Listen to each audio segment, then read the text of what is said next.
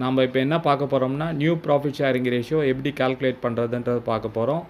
Illustration 1 given old partners வந்து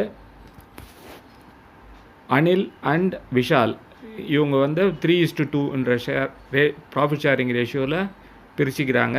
சுமித்ன்றவரை 1/5 ஷேரில் இவங்க admit பண்ணுறாங்க.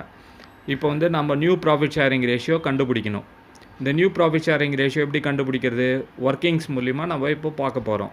இப்போ நியூ பார்ட்னருக்கு எவ்வளோ ஷேரு? 1/5 ஷேரு. அப்போ ரிமைனிங் ஷேர் எவ்வளோ? 1 - 1/5 தட் இஸ் ஈக்குவல் டு 4/5.